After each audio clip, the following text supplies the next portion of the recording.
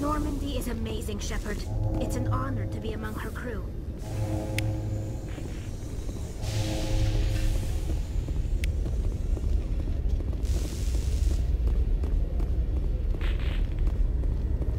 Yes, Commander? How are you holding up? Honestly, this isn't how I pictured my career coming to an end. Pushing papers really isn't my thing, but you're the one who can stop Sarah. I believe in you, Shepard. If that means I have to step aside, so be it.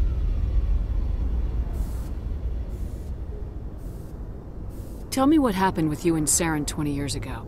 It's close to 20 years ago now. Ambassador Goyle was our representative here on the Citadel. Like Udina, she wanted to get a human into the Spectres. She chose me. The Council sent Saren to keep an eye on me and evaluate my performance, just like they sent Nihilus to keep tabs on you.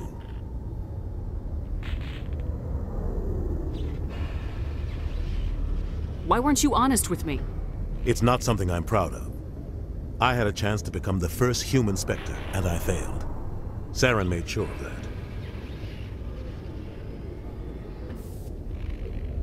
I think I deserve the whole story. We had intel on a rogue scientist being funded by Batarian interests. He was trying to set up a facility to develop illegal AI technology out in the Verge. Alliance intel had done all the work, but the Council wanted a Spectre involved. We compromised. I was assigned to help Saren in his investigation. We tracked the scientist to a refining facility on Kamala.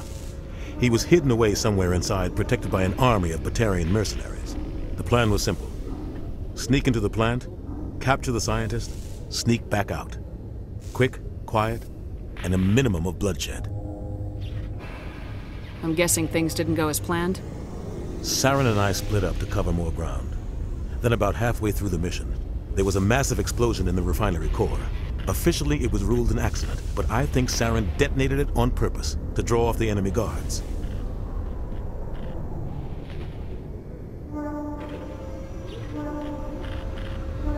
How many casualties? The explosion tore the refinery to shreds. The whole place was on fire. Black chemical clouds poured out into the atmosphere. Nobody inside survived. There was a camp for the workers and their families nearby. Between the fires and the toxic fumes, the final death count was over 500. Mostly civilians. Saren didn't care. The target was eliminated, mission accomplished, and I ended up taking the blame. That ended all talk of me joining the Spectres. Saren caused the explosion. How'd he pin it on you? In his report, Saren accused me of blowing his cover. He said it was my fault the guards were ready for us. He claimed that's why it turned into a massacre. Saren's report was all the proof the Council needed to kill my chances of becoming a Spectre. Why'd you let him get away with it? Who do you think the Council was going to listen to? Me? Or their best agent? I had a bad feeling about him right from the start. I should have been more careful. Maybe I could have stopped things before they got out of hand. Don't blame yourself, Captain. I don't. I blame Saren. I think he wanted things to go bad. He was looking for an excuse to blow that refinery. Maybe he just likes the violence. Maybe he was just trying to make me look bad to keep humans out of the Spectres. If so, he pulled it off.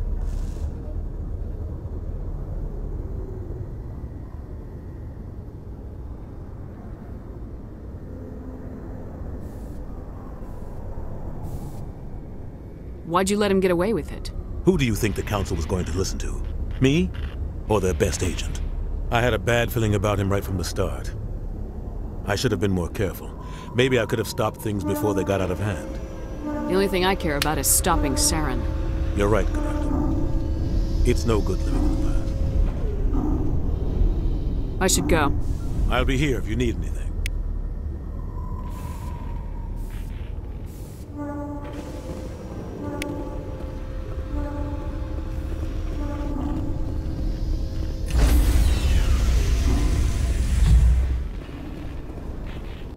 Stand by, shore party. Decontamination in progress. I heard what happened to Captain Anderson. Survives 100 battles and then gets taken down by backroom politics. Just watch your back, Commander. Things go bad on this mission, you're next on their chopping block. Captain Anderson should be the one in charge. It's like I'm stealing the ship from him. Yeah, the captain got screwed. But it's not like you could have stopped it. Nobody's blaming you. Everyone on this ship's behind you, Commander. 100%. Intercom's open. If you got anything you want to say to the crew, now's the time.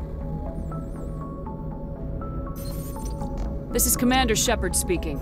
We have our orders. Find Saren before he finds the conduit. I won't lie to you, crew. This mission isn't going to be easy. For too long, our species has stood apart from the others.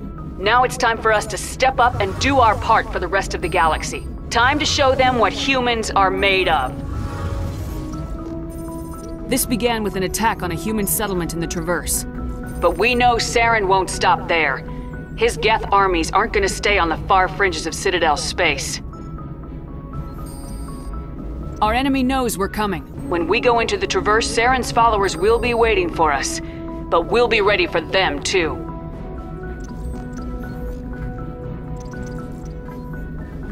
This is the most important mission any of us have ever been on. The fate of an entire galaxy is at stake. We will stop Saren no matter what the cost. Well said, Commander. Captain will be proud. The captain gave up everything so I could have this chance. We can't fail. Yes, ma'am.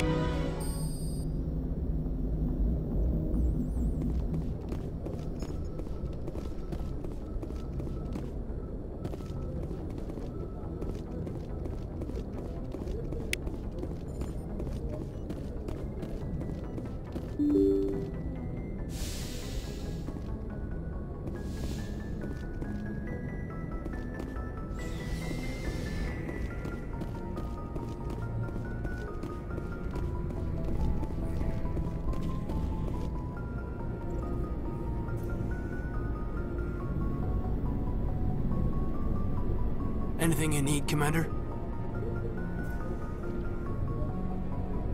Just trying to get a sense of where the crew's at. Thoughts? I've wasted enough of your time for now, Commander. We'll have time for personal debriefings later. What's your opinion on the last mission? I don't see how we could have done things any better. At least not without getting to Eden Prime sooner. And we were on the scene faster than any other Alliance ship could have been. We'll talk another time, Lieutenant. Commander?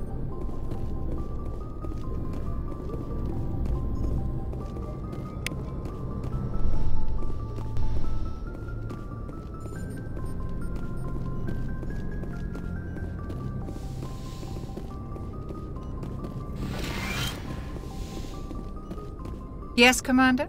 Is there something you need? How well do you know the Lieutenant? I'd never worked with him before this mission.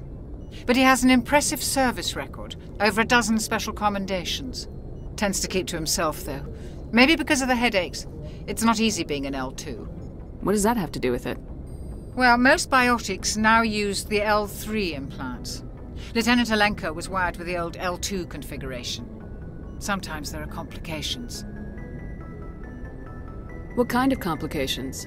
Severe mental disabilities, insanity, crippling physical pain. There's a long list of horrific side effects. Caden's lucky. He just gets migraines.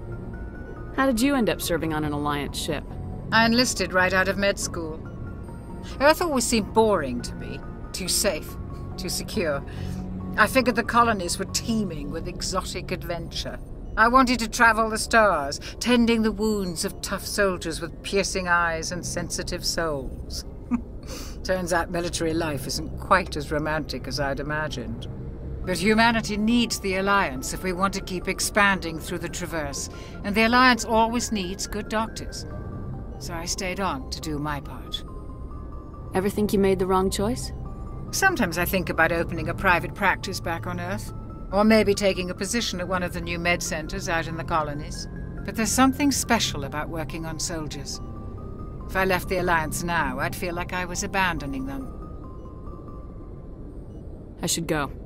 Goodbye, Commander.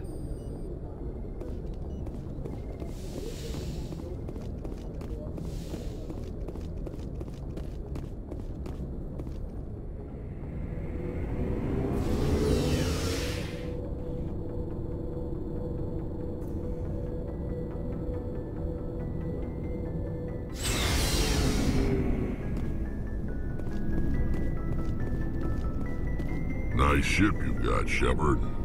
What can I do for you? What's your story, Wrex? There's no story.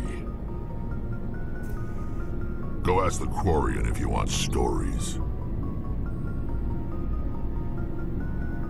You Krogans live for centuries. Don't tell me you haven't had a few interesting adventures.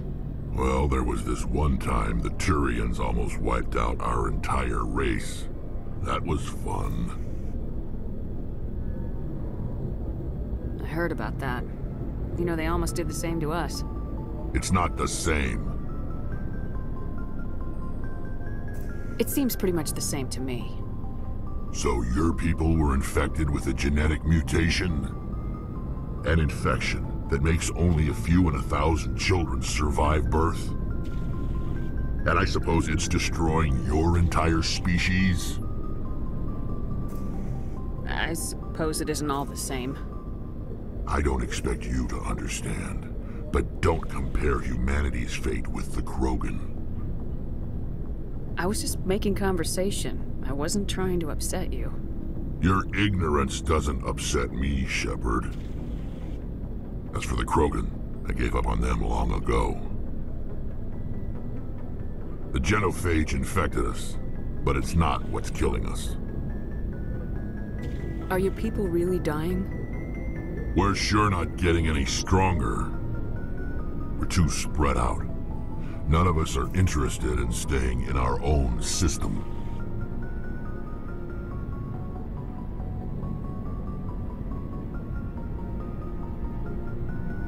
Lots of species have left their homes and prospered.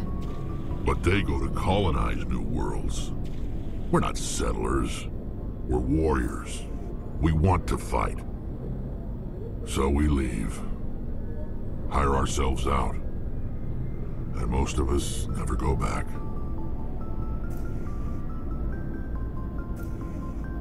What can you tell me about the Genophage?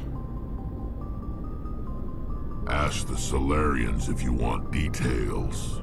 They made it. All I know, it makes breeding nearly impossible. Thousands die in stillbirth, and most never get that far. Every Krogan is infected, every one. And no one's rushing to find a cure. Why don't the Krogan try to find a cure? When was the last time you saw a Krogan scientist? You ask a Krogan, would he rather find a cure for the Genophage or fight for credits? He'll choose fighting every time. It's just who we are, Shepard. I can't change that. Nobody can. So long, Wrex.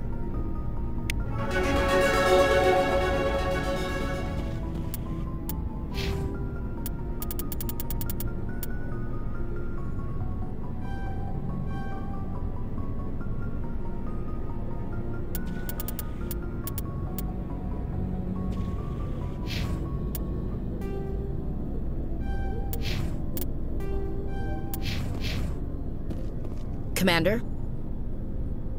What's your opinion of the last mission? Kinda wish you'd got there sooner, Commander. No offense, I appreciate the rescue. I just wish... You wish we'd been able to save the rest of your unit. Yes, ma'am. If I had been more alert, we wouldn't have been cut down by an ambush. The Geth are perfect ambushers. They don't move, they don't make noise, they don't even breathe. They have flashlight heads, ma'am. I'll make sure it doesn't happen again. Do you have a few minutes to talk? One-on-one? I'm sorry, Commander. I need to get my duty squared away. I wouldn't mind talking more later, though. Dismissed, Chief. Ma'am.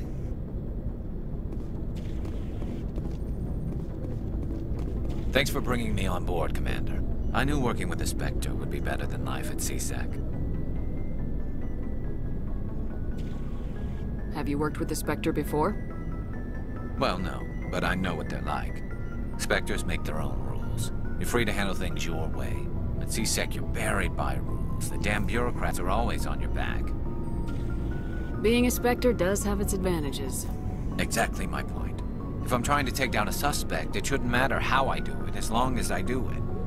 But CSEC wants it done their way. Protocol and procedure come first. That's why I left. So you just quit because you didn't like the way they do things? There's more to it than that. It didn't start out bad, but as I rose in ranks, I got saddled with more and more red tape. C-Sec's handling of Saren was typical. I just couldn't take it anymore. I hate leaving. I hope you made the right choice. I'd hate for you to regret it later. Well, that's sort of why I teamed up with you. It's a chance for me to get off the Citadel, see how things are done outside C-Sec. Either way, I plan to make the most of this. And without C-Sec headquarters looking over my shoulder, well, maybe I can get the job done my way for a change. As long as you do your job well, you're free to go about your business as you see fit. Thank you, Commander.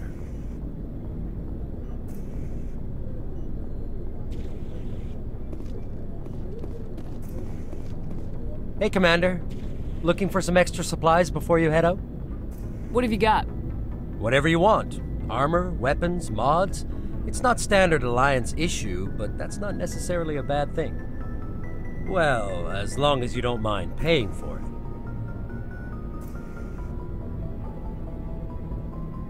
Why should I pay you for my weapons and armor?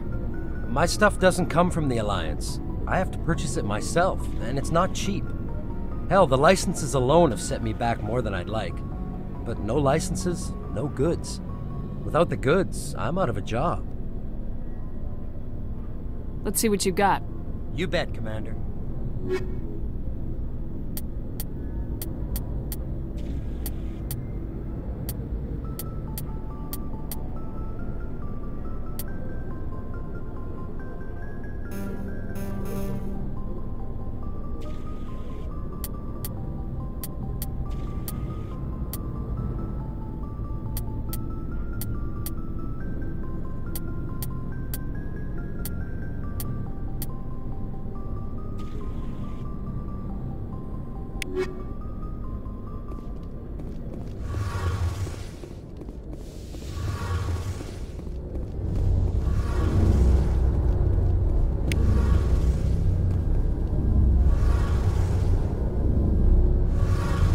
Hey, Commander, you know that Quarian, Tali?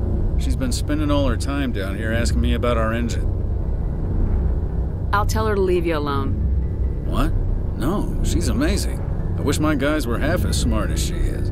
Give her a month on board and she'll know more about our engines than I do. She's got a real knack for technology, that one. I can see why you wanted her to come along. I figured she'd be a real asset to the team. You got an eye for Tali, Commander. But I'm guessing that's not why you came down here.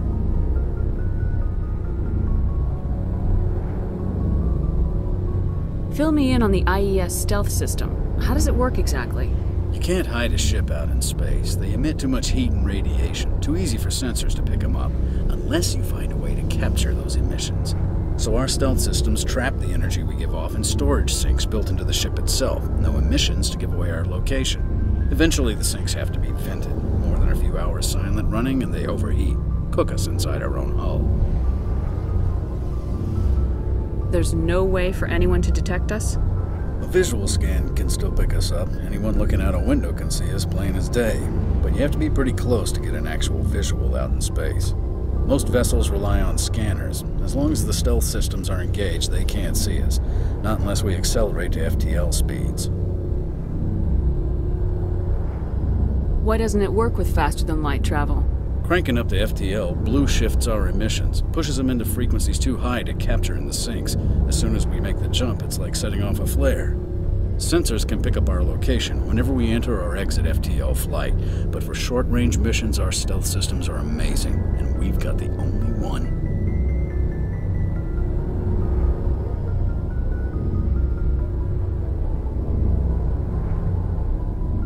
Where else have you served, Adams? If you name a class of Alliance ship, I've probably served on it. Everything from dreadnoughts and carriers right down to frigates like the Normandy. My last assignment was on the Tokyo, only a cruiser, but she was a good ship. Couldn't hold a candle to the Normandy, though. I want to know more about the Normandy. She's the best ship I've ever served on, probably the fastest vessel ever designed. And she's the only one using the new Tantalus drive core. What's so special about the Tantalus drive core? Proportionally, it's about twice the size of any other vessel. Not only are we faster, we can run at FTL speeds longer before we have to discharge the core.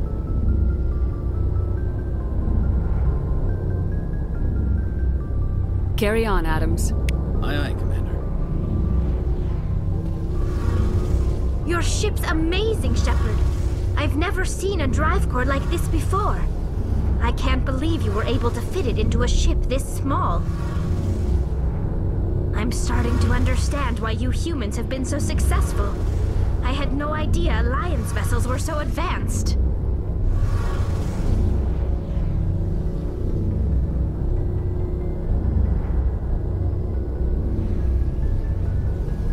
The Normandy's a prototype, cutting-edge technology. A month ago, I was patching a makeshift fuel line into a converted tug ship in the flotilla. Now, I'm sitting on board one of the most advanced vessels in Citadel space. I have to thank you again for bringing me along. Traveling on a vessel like this is a dream come true for me. I had no idea you found ship technology so interesting. It comes with being a Quarian. The migrant fleet is the key to the survival of my people. Ships are our most valuable resource. But we don't have anything like this. We make do with cast-offs and second-hand equipment. We just try to keep them running for as long as we can. Some of the fleet's larger vessels date all the way back to our original flight from the Geth. I can't believe your fleet's still using ships that are 3 centuries old. They're constantly being repaired, modified, and refitted. They aren't pretty, but they work. Mostly. We've tried to make ourselves as independent as possible on the flotilla. Grow our own food, mine, and process our own fuel. But some things we just can't make on our own. A patch to maintain the hull integrity requires raw materials we just don't have. That's why our pilgrimages are so important. Tell me about your people. Our lives aren't easy. Resources are scarce, and we are constantly on the move. Everything we do must in some way contribute to the continuation of the migrant fleet. There are 17 million Quarians in the flotilla, and each of us relies on the others for survival. The bonds among my people are strong. Unfortunately, we have had to surrender many of the freedoms and civil liberties other species take for granted. What kind of freedoms? Well, it's illegal for parents to have more than one child. If our population grows too much, it would strain our resources to their breaking point. Of course, we also can't allow our numbers to become too few. If our population is in decline, the rule against single births is temporarily repealed. In extreme cases of population decline, incentives are even offered to encourage multiple births, though the Conclave hasn't had to take such measures in nearly a century. That's your government. The Conclave is our civilian branch of government.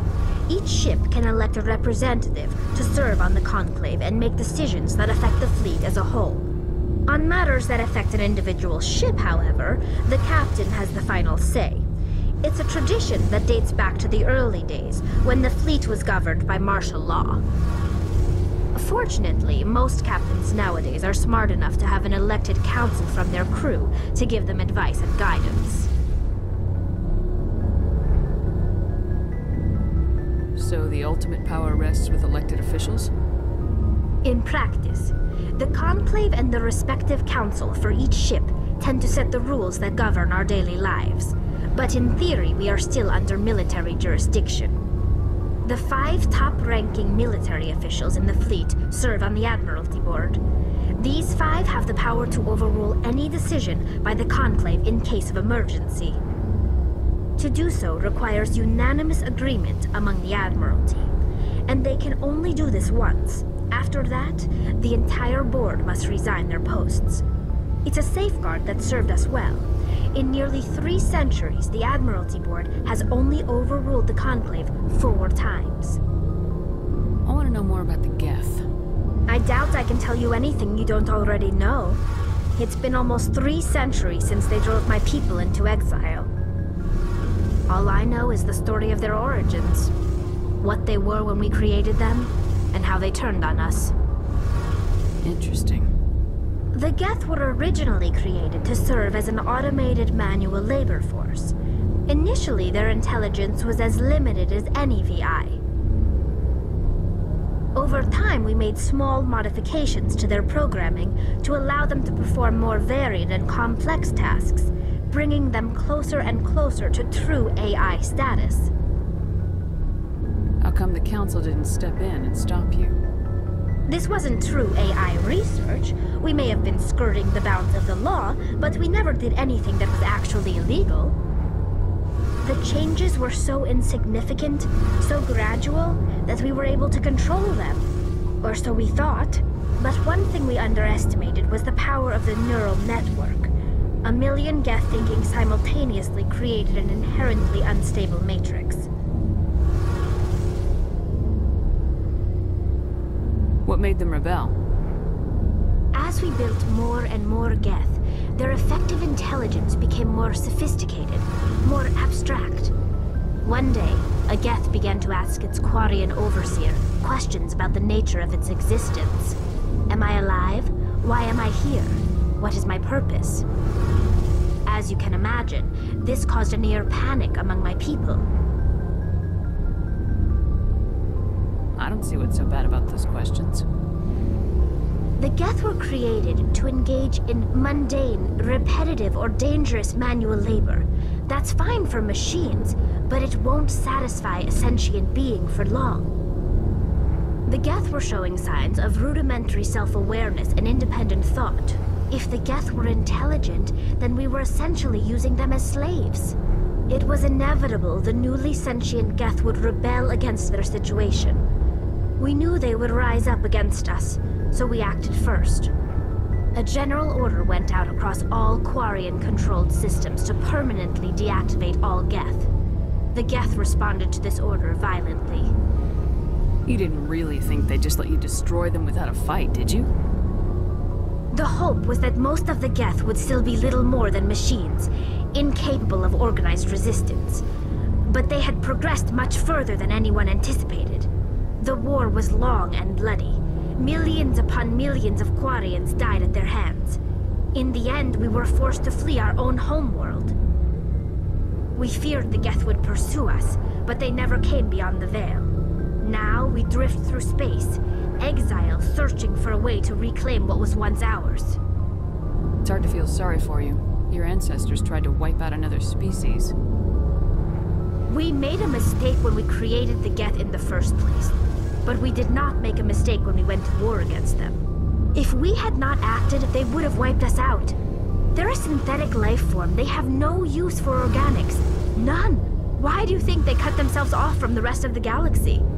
Why do you think they've killed every organic being who's ever tried to contact them?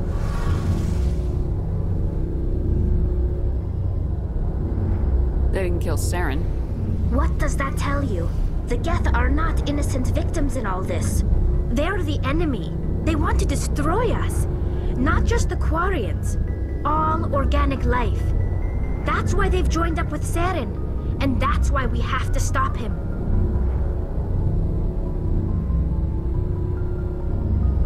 I want to know more about the pilgrimage. When my people reach maturity, we leave our birth ships and seek acceptance with a new crew. It's necessary to maintain genetic diversity among the fleet. But no ship wants to accept someone who will be a burden on them. So, to prove our worth, we embark on a pilgrimage. We set out alone, leaving the flotilla and our families behind us. We only return once we have found something of value we can bring back to the fleet. This is presented as a gift to the captain of the respective ship we wish to join. If the gift is accepted, we are welcomed into the crew.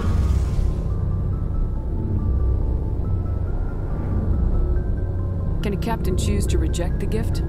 That doesn't happen often. Most captains are eager to increase the size of their crew. It increases their own standing in our society. Even when the gift is not particularly valuable, the captain usually accepts it out of a sense of tradition. However, there is a stigma to presenting a substandard gift. It's not the best way to make a good impression on a new community. Most pilgrims don't return until they find something worthwhile. I can't believe they just send you off alone. It's not like they just cast us out. Before we leave, we are given lessons in how to survive outside the flotilla, and given gifts to help us on our journey. We also receive implants to fight off sickness and disease. Generations of living in an isolated and highly controlled environment have left our immune systems weaker than most. By the time we leave the fleet, we are well equipped for the pilgrimage. This is a rite of passage for all Quarians. If it were dangerous, our numbers would suffer. Virtually every pilgrimage ends with a triumphant return and the ritual presentation of the gift to one of the fleet's captains. I want to talk about something else. Like what? I should go. See you later.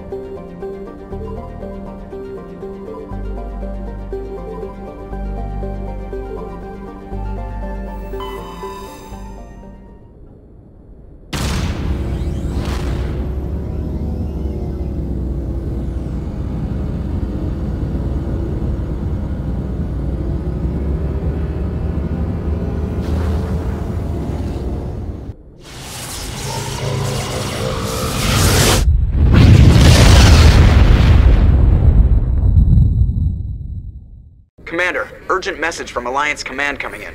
I'll patch it through. Shepard, this is Admiral Hackett from Alliance Command. We've got a situation here, and you're the only one that can handle it. What do you need, Admiral? There's an Alliance training ground where we test weapons and technology in live fire simulations. One of the VIs we use to simulate enemy tactics in the drills is no longer responding to our override commands. It's gone rogue.